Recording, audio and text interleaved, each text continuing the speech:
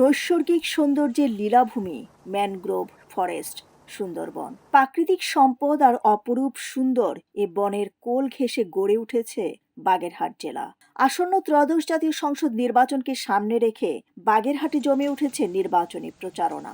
সকাল থেকে গভীর রাত পর্যন্ত প্রার্থীরা ছুটে চলেছেন ভোটারদের দ্বারে দ্বারে। নানা প্রতিশ্রুতি আর উন্নয়নের পরিকল্পনা তুলে ধরে ভোটারদের মন জয়ের চেষ্টা করছেন তারা। ৫,৮৮২.১৮ বর্গ কিলোমিটার আয়তনের বাগেরহাট জেলা ৯টি উপজেলা, ৭৫টি ইউনিয়ন এবং ৩টি পৌরসভা নিয়ে গঠিত। এই বিশাল নির্বাচনী এলাকাকে ৪টি সংসদীয় আসনে বিন্যস্ত করা হয়েছে। এবারের সংসদ নির্বাচনে বাগেরহাট জেলায় মোট ভোটার সংখ্যা ১৩,৬১,১১১ জন। মানচিত্রে এই জেলার গুরুত্ব থাকা সত্ত্বেও যোগাযোগ, স্বাস্থ্য, শিক্ষা, চিকিৎসা ও শহর উন্নয়নে তেমন কোনো অগ্রগতি হয়নি দীর্ঘদিনেও। আগামী নতুন সরকার এসব সংকট নিরসন করে বাগেরহাটের উন্নয়নে কাজ করবে এমন প্রার্থীকেই নির্বাচিত করবেন সাধারণ ভোটাররা।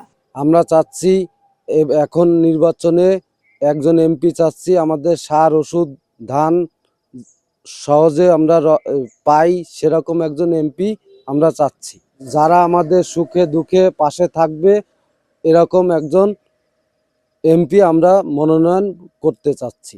আমরা এমন একটি এমপি চাই যিনি এই বাগেরহাটের স্বাস্থ্য খাত নিয়ে বিশেষভাবে প্রায়োরিটি দেবে। এবং আপনারা জানেন বাগেরহাটের যে উন্নয়ন হয়েছে বিগত দিনে আর যেগুলো হচ্ছে ব্যাপক অনিয়ম দুর্নীতিতে ভরা, যেগুলো বাগেরহাটের মানুষ ইতিমধ্যে দেখতে পারছে। স্বাস্থ্য খাতটা ভঙ্গুর দশা, স্বাস্থ্য খাত নিয়ে মানুষ সীমাহীন দুর্ভোগের ভিতরে আছে।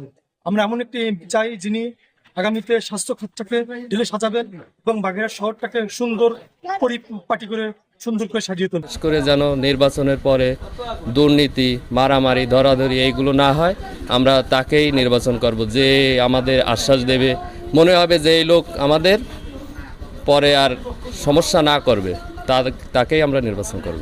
সমাজকর্মী জাহিদুল ইসলাম বাবু বলেন, বাগেরহাট হাসপাতালে কোটি কোটি টাকা ব্যয়ে আইসিইউ নির্মাণ করা হয়েছে, কিন্তু আইসিইউ বন্ধ থাকায় এই জেলার শত শত রোগী চরম ভোগান্তির শিকার হচ্ছেন।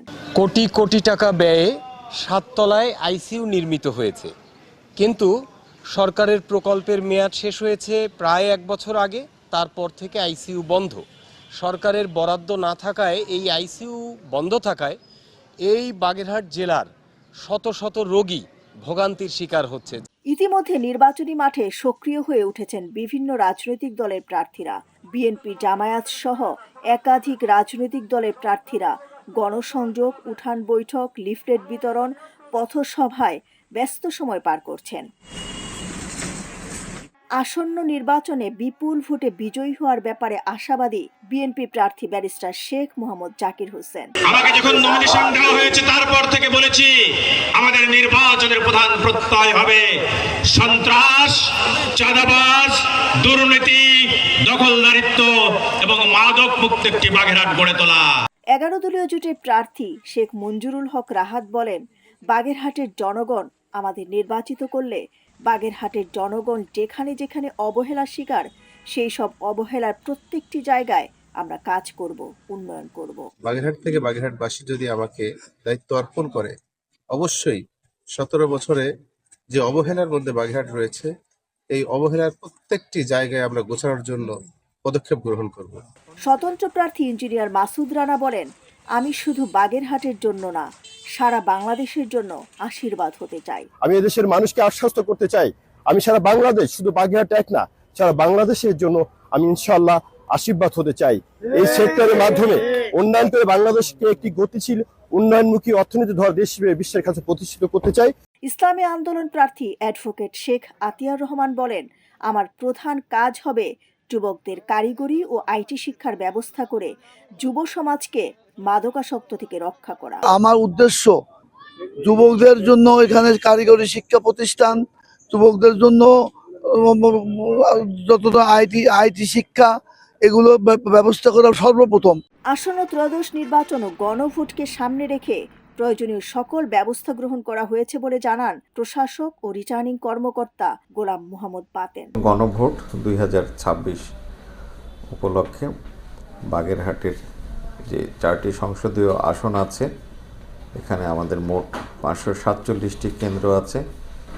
এই কেন্দ্রগুলির সার্বিক নিরাপত্তা, এখানকার যাতায়াতের যে রাস্তাঘাট সংস্কার, সিসি ক্যামেরা স্থাপন, এই কার্যক্রমগুলি আমাদের ইতোমধ্যেই শুরু করা হয়েছে।